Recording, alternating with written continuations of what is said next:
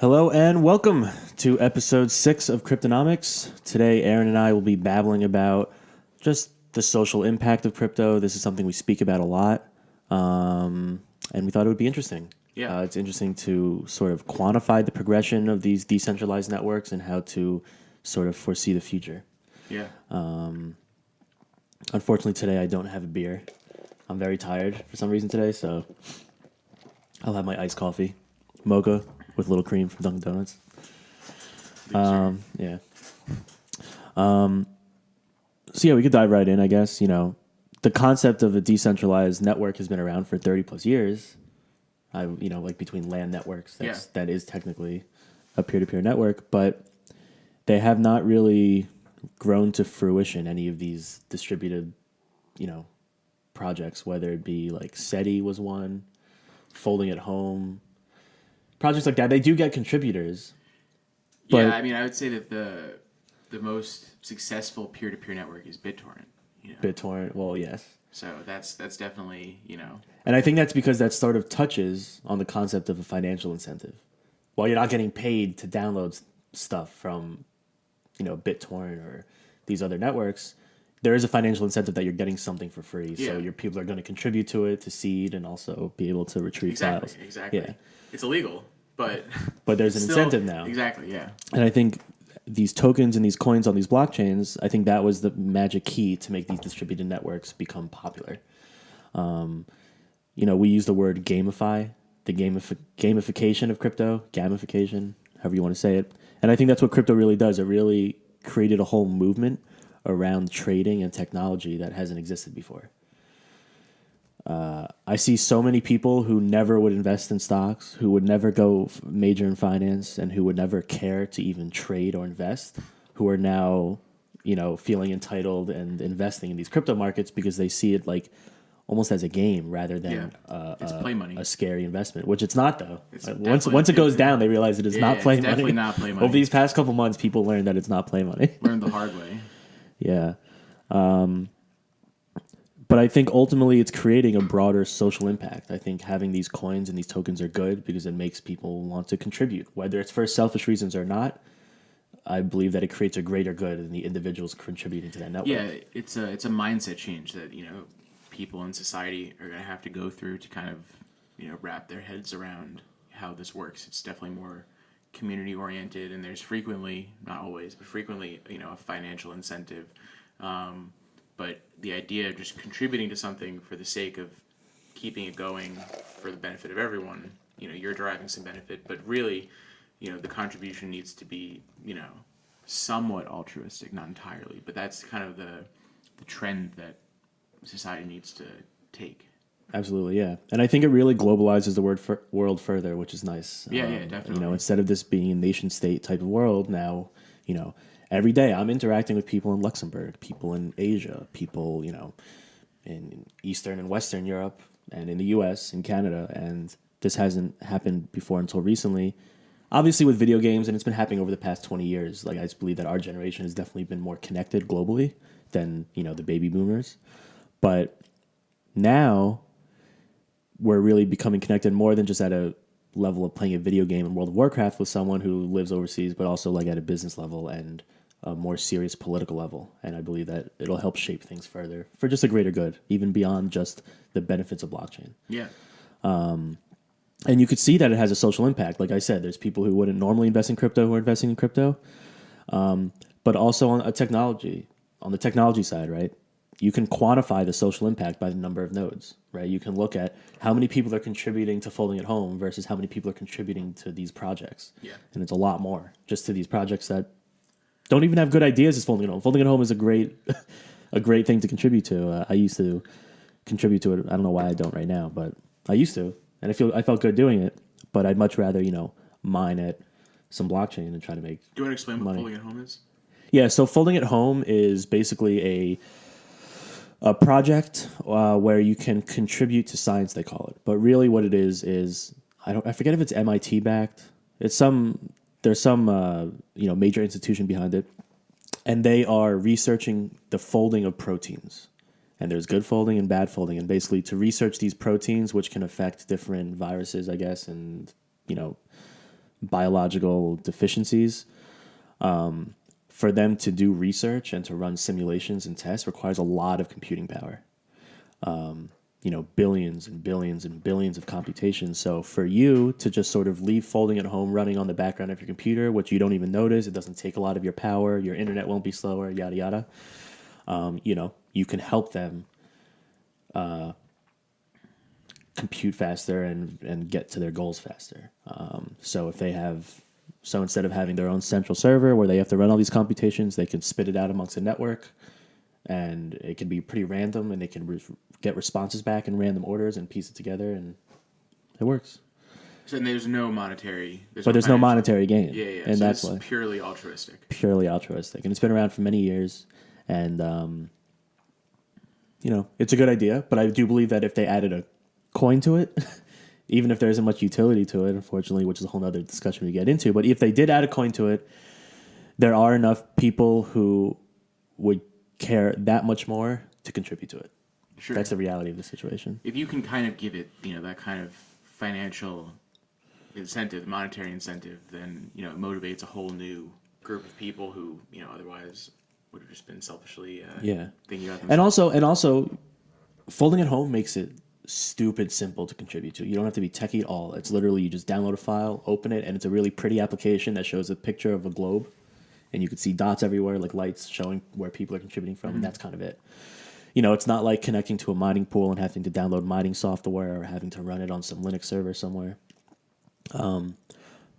But even still that it's so simple, people have this sort of tech barrier in their mind, and they don't even try to download it. So while there are people on the investment side trading who normally wouldn't be trading, there's also people, as a result of this, getting into technology that wouldn't normally be into technology. And you can quantify that by really looking at the nodes. There are more and more nodes popping up, which means there are more and more people getting vested in this, society and this community. And it's interesting to see. Yeah, definitely. It's a social game going on more than just a tech game. I think there's positive and negative impacts to it. The positive impacts is that people are really financially motivated and are getting a financial return, and it's educating. People are just getting more educated in general. Yeah, I think that, as a whole, this kind of globalization, is a positive impact for the world. I think that, the segregation of nation states isn't contributing to, moving the world forward. It's a very high level idea, moving the world forward. But whether it's peace, whether it's science, the segregation and separation isn't helping anything. So giving the world a means to connect more effectively and incentive, motivation to do so and contribute to this global network and global economy, I think is undoubtedly a positive impact. Yeah. And on a side note, I find it just interesting to watch money be gamified. One example you can say is Venmo or WeChat. Yeah, so I think that's getting into some of the negatives. So the Venmo effect. It is negative. Venmo has made it seem trivial, seem like a game when you start, spending small quantities of money. So, you're paying your friend back for, the night at the bar the other night, you're sending them $100, but the process, the way that they make it feel, and have an emoji. There's emojis, it makes it feel like a game. So what they found is that people are much more willing to part with their money than if, say, you were spending it on a credit card or you were, actually handing over cash. So from that perspective, I think that it kind of disconnects people a little bit too much from, the idea that this is real money.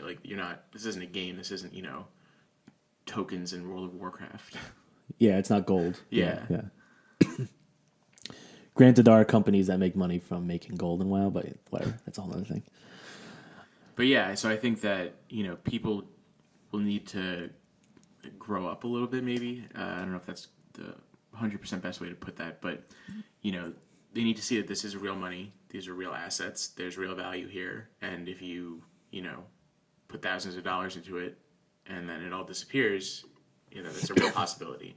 Yeah. So you can't go into it thinking that, I'll be able to get my money out, no problem. It's just a game. Yeah.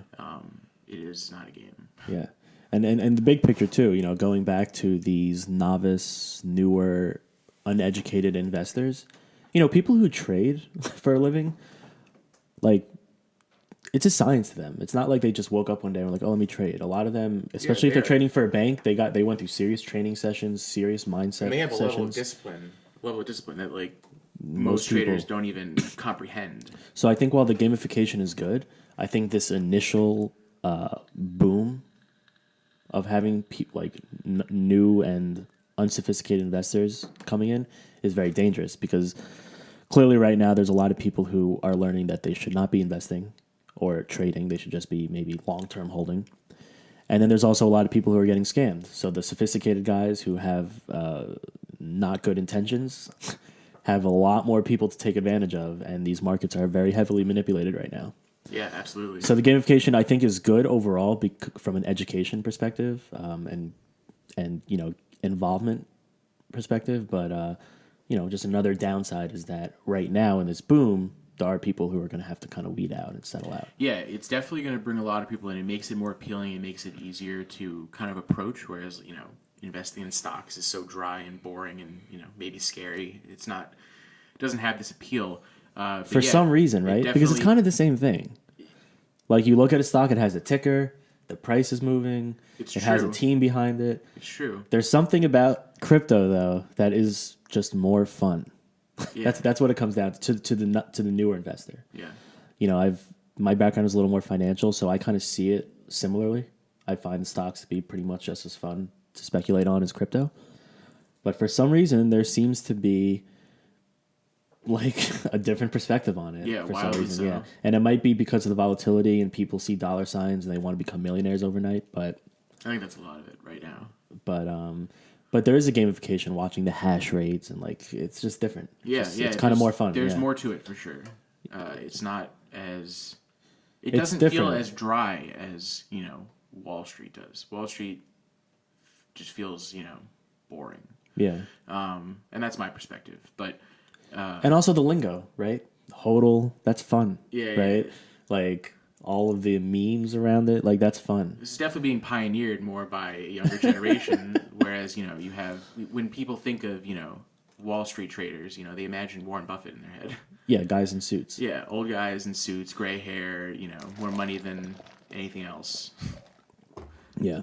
But getting back to what we were saying, I think that, you know, luring all these noobs in, these people who are inexperienced, is going to open up a lot of opportunity for scams, for them to be taken advantage of.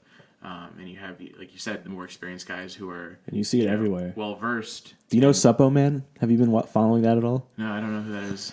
So Suppo Man is a British YouTuber and Facebook group owner and public figure in the crypto world.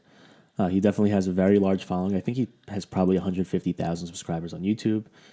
And he gives his opinions on coins. Clearly coins that he's holding and coins that he's getting paid to shill. And there has been leaked messages of him saying, sure, for, you know, I charge 2 Bitcoin to have you mentioned in my YouTube video or across my social media network. 2 Bitcoin's a lot of money, and he's clearly just sort of whoring himself out for cash. Even as this comes out, he obviously defends it or he apologizes, and people still back him up. But I think Suppleman is one example of not even a sophisticated scammer. It's pretty blatant. But the fact that he's not even good at it, at least from my perspective, means that some of these guys getting lured in like way too easily. Oh, yeah, undoubtedly. Yeah. I mean, McAfee's probably our favorite person to shit on this show. But he's doing the same thing, you know, just shamelessly, you know, shilling coins that are garbage. And what is it, 100,000 for a tweet? I don't know. $100,000. Yeah, it was something ridiculous. I'm going to look this up real quick. It was something ridiculous. But yeah, I mean, it's so easy to get lured in if you don't know what you're doing, if you don't know what to look for. And the gamification of it, you know, how... He charges $105,000 per tweet. 105,000? Yeah. It's an oddly specific number. 105,000. Let me try to find his website. I believe he does justify it. Well, doesn't justify it. He has an explanation for it. I mean, McAfee's reach is definitely far greater than Yeah. Suppleman. Yes. But Suppleman's charging only 2 Bitcoin. Only 2 Bitcoin. What a show. deal. What a deal. Apparently. Allegedly. I don't want to... It's alleged. Let me see here. So I'm on John's website. Services. Given Mr. McAfee's price of $105,000 per tweet, the cost per investor reached is the least costly of any marketing avenue in the crypto world. Wow, that's quite a statement. Considering only his own followers, the cost per investor reached is 13 cents. He's probably just dividing that by the amount of followers. But even better, considering his reach beyond his own followers, the cost per investor reached is frequently less than a penny. This is orders of magnitude less than any other approach. So wow, I guess you can't market for less than $105,000 per tweet in the crypto world. Yeah, that's just a barrier for entry. But I'm also questioning the value of those investors reached. Yeah, it's very interesting. But I see why it appeals to the likes of Tron, because they're not trying to reach the most sophisticated investors. Tron, yeah. I've been liking how Vitalik has been getting more vocal lately. He responded to Tron saying like, "Yeah, you guys are really good at copying and pasting our white paper," basically, and then the Craig Wright thing the other day. Yeah, Vitalik is coming into his own for sure. That's Yeah, good. he's becoming a man. Yeah. While Ethereum pumps, he needs to start pumping a little bit, representing us better. Rip to Vitalik. Rip Vitalik would be good. Yeah, dude, the Telegram stickers are on point.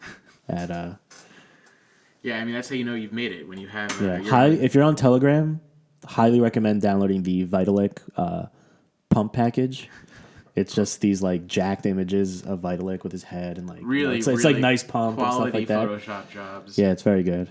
But yeah, that's how you know you've made it when you have a Telegram sticker pack. Yeah, and all of these sticker packs, look, all of this still ties to the gamification of this and how it's treated way differently than stocks. Yeah. I mean, there's no like. Crypto is memifying the investment world. I'm trying to think of an analogy for Vitalik having a Telegram sticker pack. Like, does like. I don't know if Zuckerberg does. Yeah. I was about to say Zuckerberg, but I don't think he has a Telegram sticker pack. No. Sure isn't as flattering as that if it is. It's not as funny as Vitalik's, I'm sure. Yeah. It's more probably just like evil lizard oriented for some reason. That seems to be the thing right now for him. Cyborg. But this all does tie back to the concept of really just memifying the investment world. It's crypto sort of trolls it, I guess, which makes it. I guess that's kind of what makes it more interesting. Yeah, for sure. I guess maybe I didn't articulate it that way. It kind of trolls the investment world. Hodl. We're much more explicit about market manipulation, whereas Bloomberg, they talk about pump and dumps, but much more when there's a conviction happening. They don't talk about it as blatantly as like the people in crypto do. I think that's probably a factor of people in crypto not realizing how serious of an offense it is. It's true. No, I'm not saying you should go pump and dump, but I'm saying being explicitly aware of it is good. Yeah. I think advertising, I think it's harder to advertise to our generation now than it was in the 60s. I think in the 60s or 50s or 70s, whatever, people were more oblivious. People didn't understand. I took an advertising course in college. It's proven that society has become far less like gullible as a whole. Right? Like we know, like, okay, he's getting paid. Exactly. What's the motive behind this? It's not as much like in the 60s, you see an ad, and the ads from the 60s are so much simpler. It's not the kind of thing that would ever sell you on something today. It wouldn't even come close. Yeah. Now, even in newspapers, a lot of articles you see are just paid ads, and you can't even tell. Society as a whole has become way more sophisticated, way more discerning. So we're able to, pick up on this kind of stuff, and we call it out much more easily and much more quicker. Yeah. No, for sure. Let's see here. What else do we have? There's some we can talk about some projects getting big. There's the Wax tokens, OpenSkins, which ties to the gamification of it too. So I think that eSports is going to be.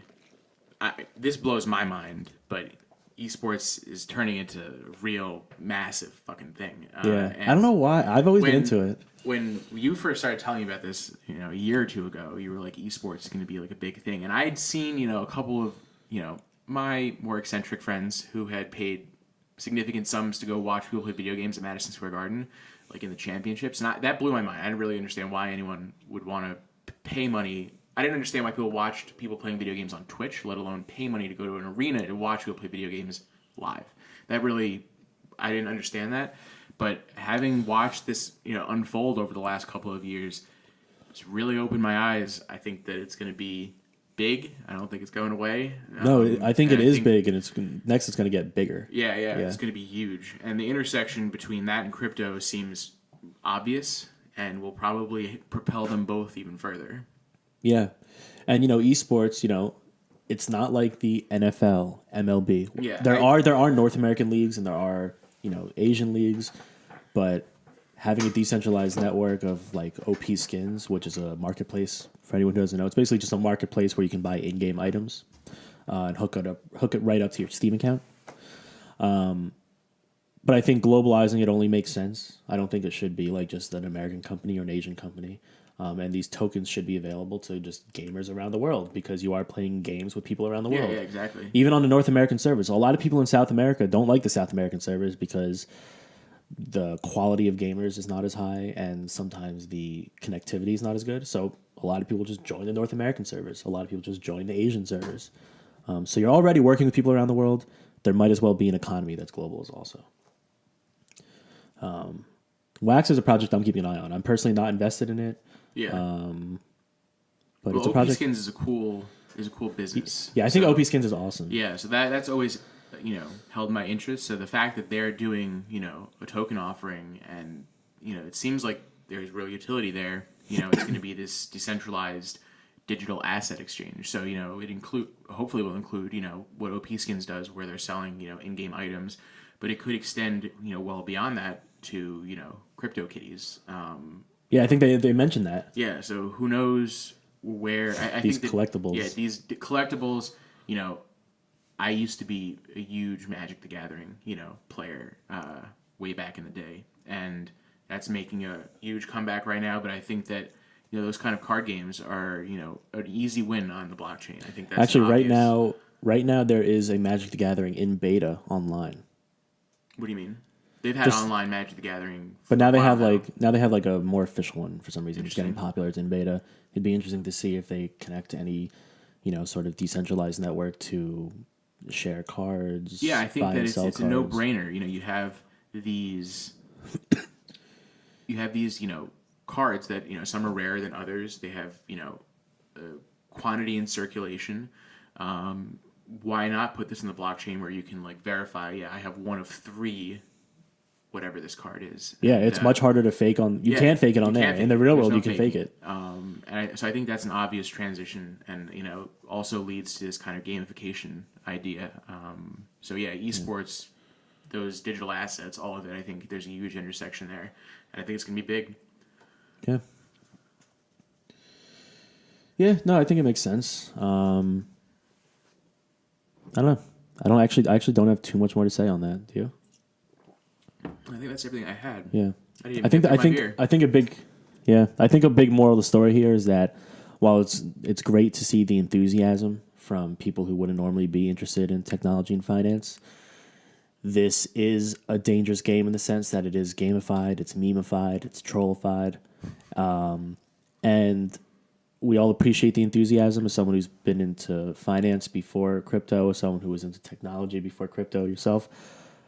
We're all happy to have you and to teach you and to show you, but just be careful. This is not a game as much fun in that it is. Yeah. And take it seriously. That's all I can say. No, I agree. Everything you said there is spot on. If you're getting involved, that's awesome, but take it seriously.